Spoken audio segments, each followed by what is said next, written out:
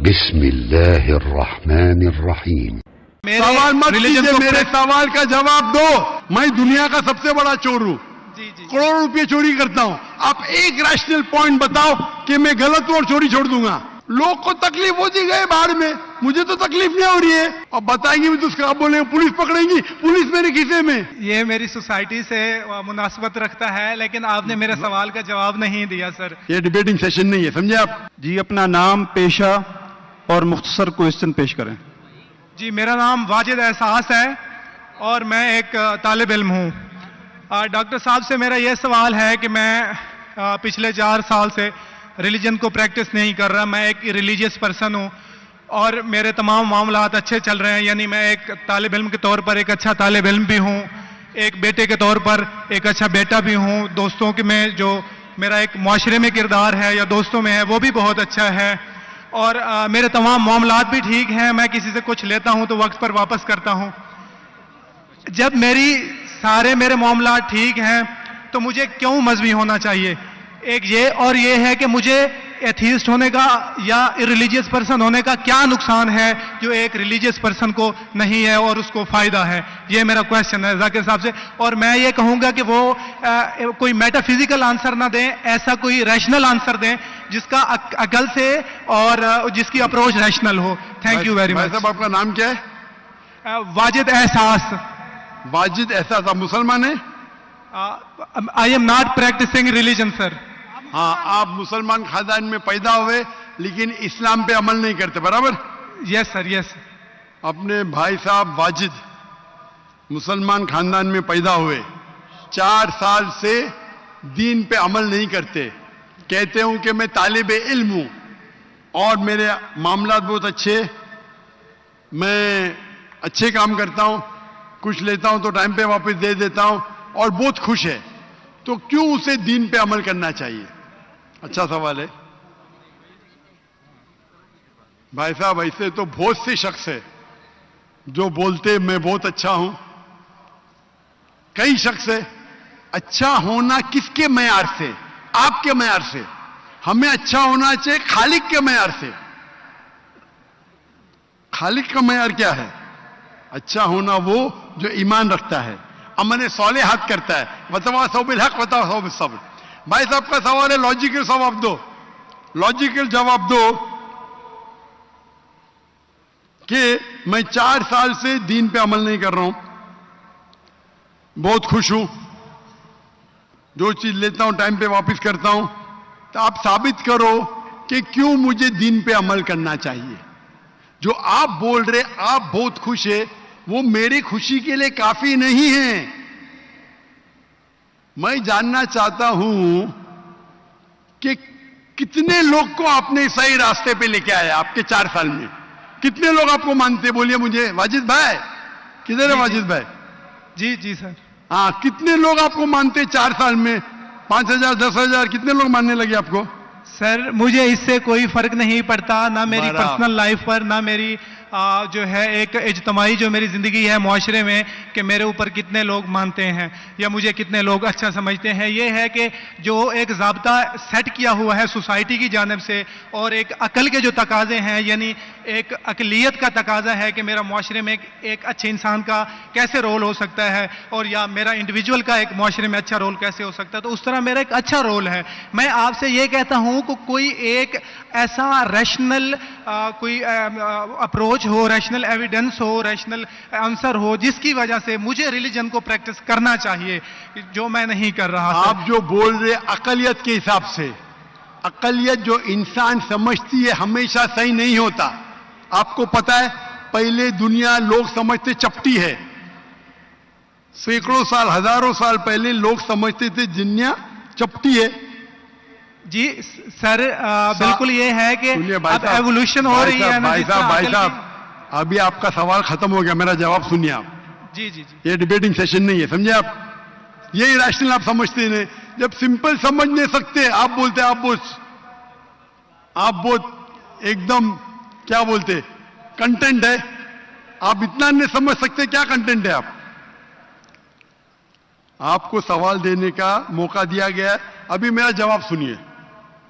हर इंसान अपने दिमाग से समझता है वो सही है, वो चोर भी अपने दिमाग से सही है समझता है। वो चोर जो चोरी करता है, जो चोर चोरी करता है, वो अपने दिमाग से सही समझता है। आप मुझे एक पॉइंट बताओ, एक चोर है, मान लो मैं चोर हूं, मैं चोरी करता हूं, करोड़ों रुपये लोग की चोरी करता हूं, आप एक रैशनल पॉइंट बताओ कि मैं गलत हूं और मैं चोरी छोड़ दूंगा। एक, चलो भाई साहब वाजिद भाई जवाब दो, मैं दुनिया का सबसे बड़ा चोर हूं, करोड़ों रुपये चोरी करता हूं, आप एक रैशनल पॉइंट बताओ कि मैं गलत हूं और चोरी छोड़ दूंगा। जी सर, उसकी वजह यह है कि आप अगर चोर हैं और चोरी करते हैं तो आप गलत इसलिए हैं कि आपके अमल से लोगों की जिंदगियों पर जो है मंफी असरात पड़ रहे हैं। मुझे क्या फर्क पड़ता है लोग क्या समझते हैं, मैं तो खुश हूं ना, चोरी करके रोज रोज खरीदता हूं, मुझे क्या। आपको जब मेरे की जरूरत, आप थोड़ी देर पहले पूछे, मुझे फर्क नहीं पड़ता लोग क्या मेरे में, मैं खुश हूं। उसी तरीके से आप लॉजिक पे बात करो, लोग क्या सोचते बात मत करो। मैं तो ये पूछता हूं, आप मुझे मंतिक से, लॉजिक से एक पॉइंट बताओ कि मैं गलत हूं और चोरी छोड़ दूंगा। ये मत बताओ लोग को तकलीफ होती, मुझे क्या फर्क पड़ता है, मुझे तो अच्छा है ना, मैं चोरी खरीदता हूं, रोज रोज खरीदता हूं, बंगला खरीदता हूं, क्या गलत है। लोग को तकलीफ होती, मुझे क्या फायदा, मुझे क्या नुकसान उससे, आपको नुकसान है। आप ये बताओ मेरा नुकसान क्या है, एक दो नहीं।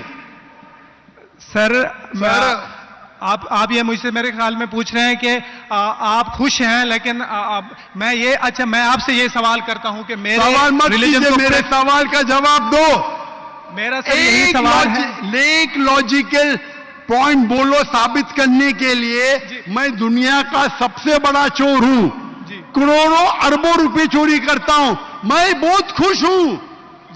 लोग को तकलीफ होती गए बाहर में, मुझे तो तकलीफ नहीं हो रही है। इसको बोलते सेल्फ सेंटर्ड। इससे आपने क्या बोले, मैं खुश हूं, मुझे दुनिया की फिक्र नहीं, उसी तरीके से मैं खुश हूं, तो आप क्या बोलेंगे मैं अच्छा इंसान हूं। आपकी लॉजिक किधर गई। एक चीज बताओ, एक दो नहीं, सिर्फ एक। सर मेरे अमल से, मेरे रिलीजियस होने से, आपके अमल की बात नहीं कर रहा हूं मैं, मेरी चीज की बात कर रहा हूं भाई साहब। आप अगर जवाब नहीं दे सकते तो बोलो, मैं जवाब नहीं दे सकता हूं। आप मुझे एक चीज लॉजिकल बताओ जो मेरे लिए नुकसानदार है। अच्छी बात है, मैं चोरी कर रहा हूं, मुझे दुनिया की फिक्र नहीं, मुझे मेरी अपनी फिक्र है। एक लॉजिकल बताओ। आप 4 साल से कर रहे, मैं 10 साल से कर रहा हूं। आप तो आपकी हालत देख के मुझे अफसोस हो रहा है, मेरी हालत तो बहुत अच्छी है भाई। मेरे पास अरबों रुपए का घर है, अरबों रुपए की गाड़ी है मेरे पास, नौकर चाकर है। आप तो सिर्फ तालिबे इल्म है भाई, कौन अच्छा आप या मैं। इसीलिए लॉजिक, आप ऐसा बोले क्या मुझे दुनिया की फिक्र नहीं, तो मैं आपसे अच्छा ना। अगर दुनिया की फिक्र है और मंतिक से सोचो जो जवाब है, नहीं मुझे बाकी लोग की फिक्र है, मैं खुश हूं, तो हर गलत आदमी बोलेगा मैं खुश हूं, आपके पास जवाब ही नहीं रहेगा जैसे आप बोल रहे। मंतिक से सोचे तो मेरे कई तकरीर है। मंतिक से सोचे तो आदमी खुश कौन है, लोग को अभी आपके जवाब पे आता हूं मैं। आपने जो डायलॉग मारे ना मुझे लोग की फिक्र नहीं, उसमें तो फंस गया। एक बता नहीं सके मुझे, एक, और बताएंगे भी तो उसका आप बोलेंगे पुलिस पकड़ेंगी, पुलिस मेरे खीसे में, मैं सबसे बड़ा माफिया है, कौन अटैक करेगा, मेरे पास पीछे पे बॉडीगार्ड है। मेरी पूरी तकरीर है इसके ऊपर। अभी मैं आता आपके सवाल पे। लोग अक्सर समझते हैं कि पैसे से अमन मिलता है। आपको पता है कि जितने दुनिया में टॉप 10 रिचेस्ट मैन हैं, 10 में से 8 का तलाक हो चुका है, टॉप 5 में सबका तलाक। कई रिच मैन के बच्चे लोग ने कंप्लेन किया अपने वालिद के बारे में, क्या हैप्पीनेस, क्या हैप्पीनेस। इलॉन मस्क नंबर 1, उसका तलाक। जेफ बिजोस उसका तलाक, बिल गेट्स उसका तलाक। Richest man, $100 billion, $150 billion, $200 billion, क्या फायदा। आपको लगता है हमारे दिमाग में गलतफहमी खुश है, इन लोग बिल्कुल खुश नहीं है। वो जो इंसान गांव के अंदर सुकून की नींद सोता है वो उनसे ज्यादा खुश है। और ये दुनिया, आपने मेरी तकरीर शायद सुनी ही नहीं, अगर सुनी होती तो ये बात ही नहीं बोलते थे आप। मेरे तकरीर में मैंने कहा हूं कि ये दुनिया हमारे लिए इम्तिहान है आखिरत के लिए। आप जब आखिरत में मानते ही नहीं तो आपको क्या पता। अगर मंतिक से सोचेंगे, लॉजिक से सोचेंगे तो आपको पता होगा कि इस दुनिया का खालिक एक है। आप मेरी वीडियो कैसेट सुनिए, डज गॉड एग्जिस्ट। वाजिद भाई, वाजिद का मतलब क्या? आपका नाम क्यों नहीं बदलते आप? वाजिद का मतलब क्या? पाने वाला सर। क्या? पाने वाला। पाने वाला। क्या पाया आपने? सर मैंने 4 साल पहले पाया। हाँ, अभी छोड़ दिए तो नाम तो बदलो। लोग को धोखा क्यों दे रहे? सर ये मेरी सोसाइटी से मुनासबत रखता है, लेकिन आपने मेरे सवाल का जवाब नहीं दिया सर।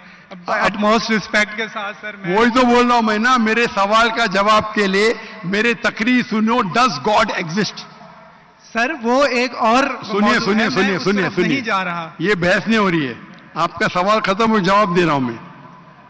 आप ये मानने के लिए डज गॉड एग्जिस्ट, जो लोग खुदा में नहीं मानते वो साबित ही नहीं कर सकते चोर गलत है। अभी मैं आपको साबित करता हूं।